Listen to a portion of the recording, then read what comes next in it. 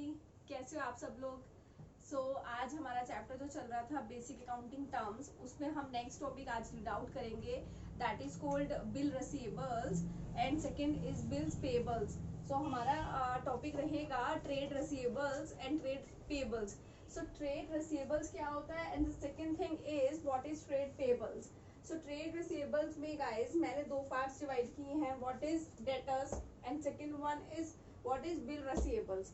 Similarly मैंने trade payables में दो पार्ट बनाए हैं, what is creditors, what is bill payables. ठीक है, तो सबसे पहले मैं आपको एक बार ओवरव्यू में समझा देती हूँ कि हमारे पास ट्रेड रिसीवेबल्स का मतलब क्या होता है। देखो, ट्रेड रिसीवेबल्स दो वर्ड्स है, are you getting my point.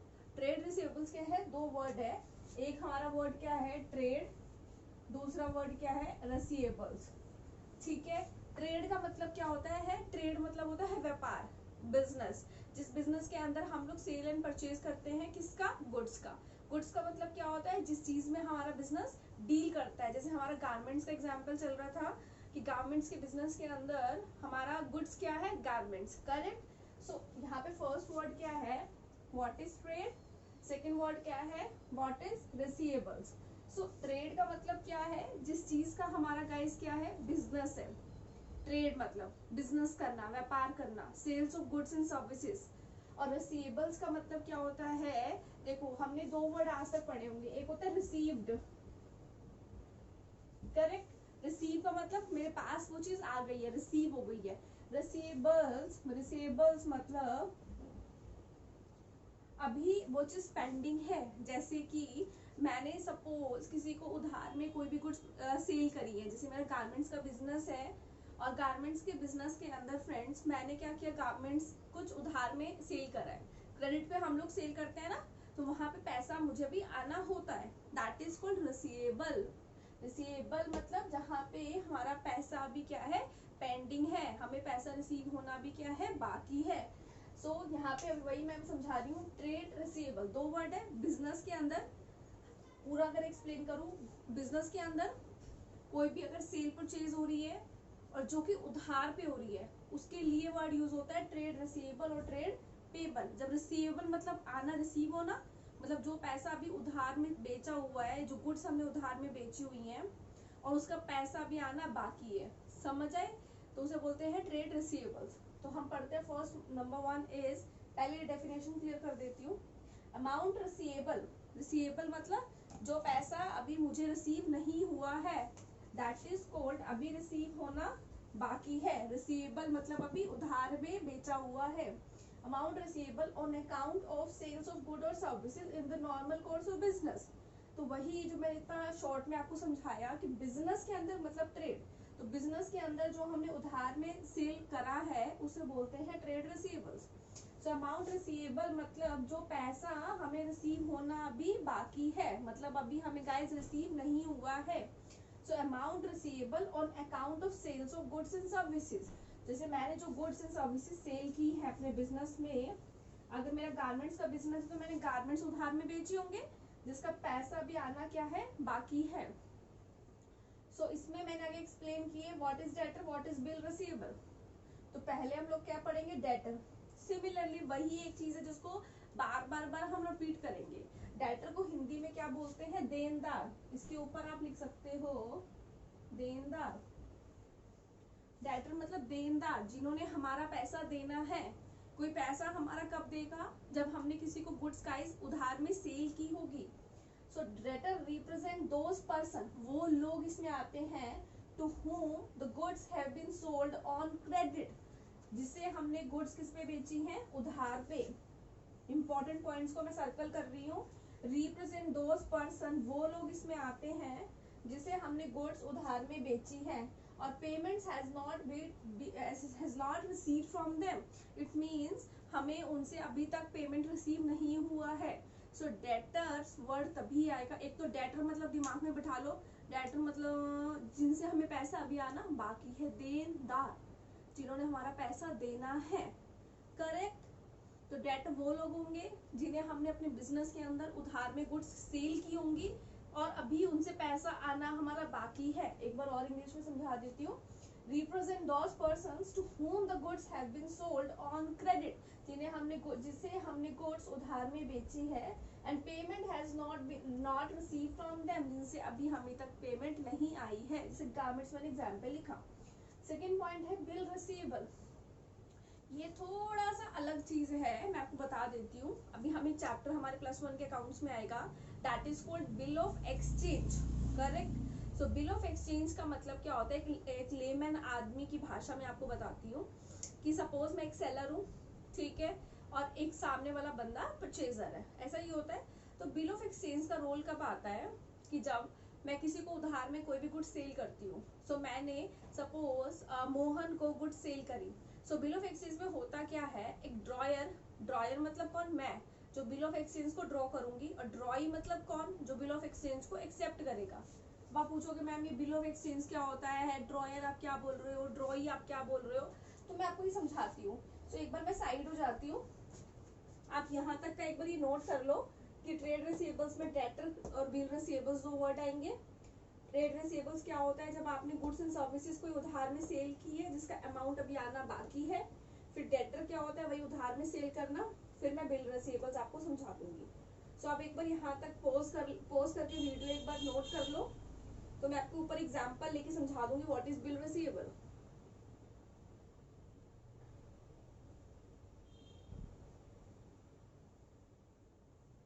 Hopefully आपने नोट कर लिया होगा। इन केस अगर आपका मिसिंग है तो आप पॉज करके क्लास को नोट कर लेना। सो मैं एक बार ये यहाँ से रब करती हूँ।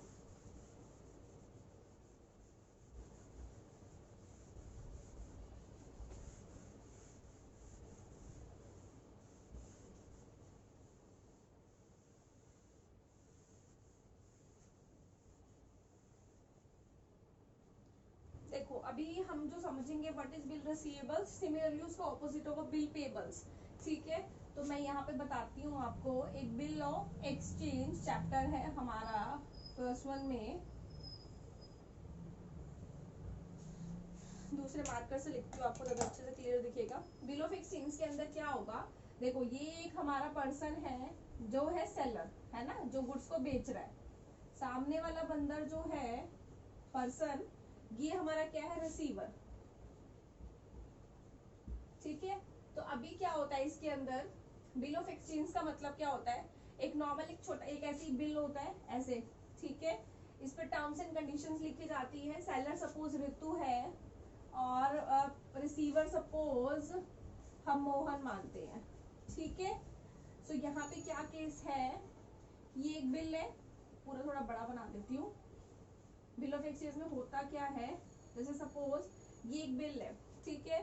तो इस पे ऋतु टर्म्स एंड कंडीशन लिखेगी। मैं लिखूंगी सबसे नंबर 1 पॉइंट कि ऋतु ने मोहन को 50,000 रुपए का सामान उधार में बेचा क्रेडिट पे, ठीक है। नंबर 2 पॉइंट, मोहन जो है वो ऋतु को मैंने सेल किया सपोज 1 जनवरी 2020 को, ठीक है, और मैंने बिल बनाया 2 महीने का। इट मीन्स कि 2 महीने बाद मुझे मोहन से पैसे आने चाहिए, मतलब दैट इज कॉल्ड 1 मार्च। मैंने लिखा कि 1 मार्च को मोहन ऋतु को 1 मार्च को जितने का 50,000 रुपए की पेमेंट करेगा, ठीक है। तो मैंने ये बिल बनाने के बाद ऋतु यहाँ पे अपने साइन कर देगी, सीए ऋतु मित्तल। अब क्या होगा, ऋतु ये बिल किसको देगी, मोहन को। सो अभी क्या होगा,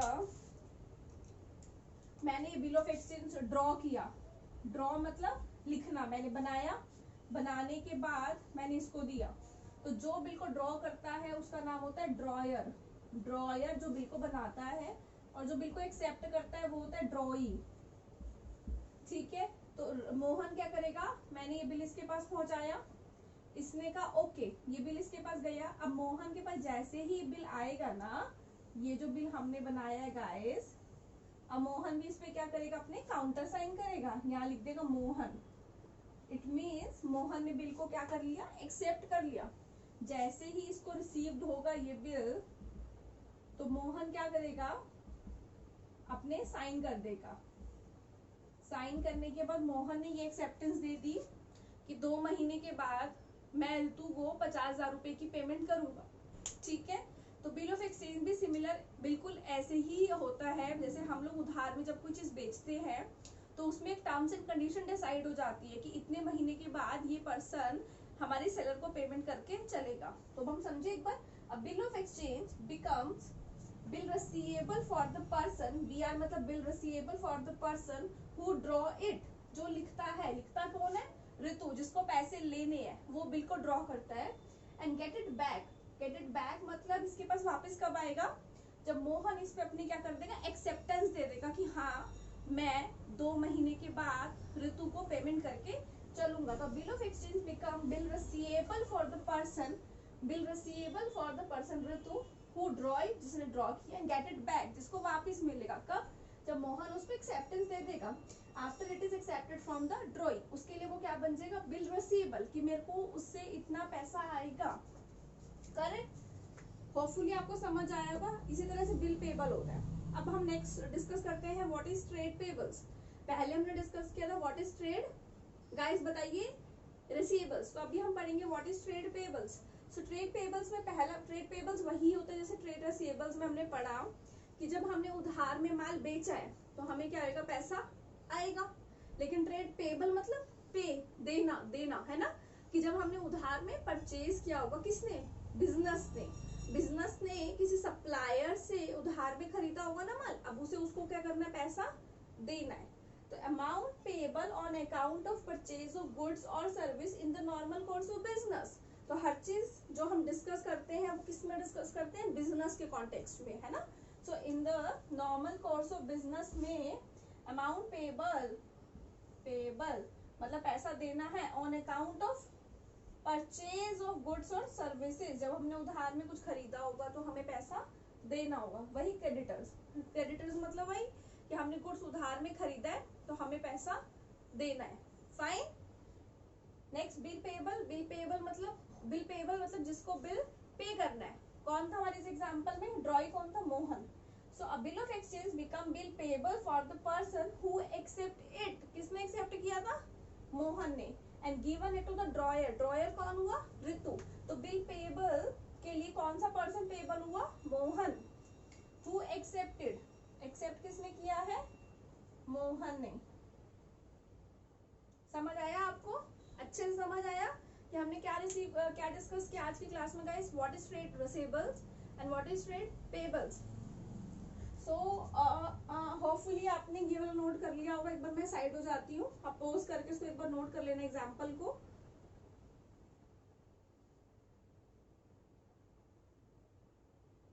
तो इसे रब करके मैं एक लास्ट में ना आपको एक कंक्लूजन में एक पॉइंट समझा देती हूँ। मैं इसे एक बार रब कर रही हूँ।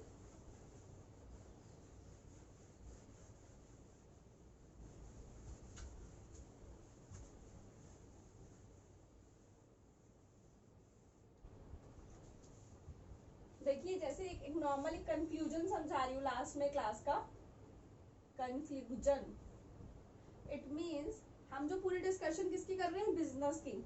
तो मैंने ये पहले क्या बना दिया, एक बिजनेस बना दिया, ठीक है ना। ये मेरा एक बिजनेस है छोटा सा।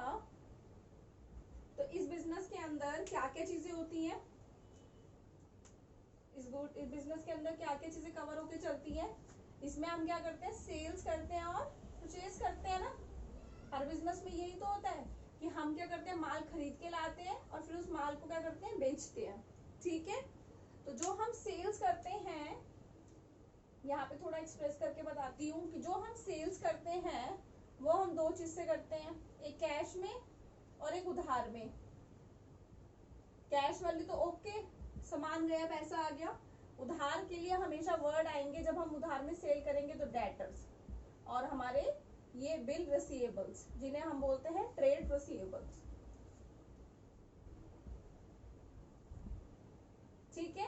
सिमिलरली परचेज के केस में बात होगी कि हम क्या करेंगे, बिजनेस के अंदर परचेज भी करेंगे, परचेज करेंगे तभी तो उसको सेल करेंगे ना गाइस।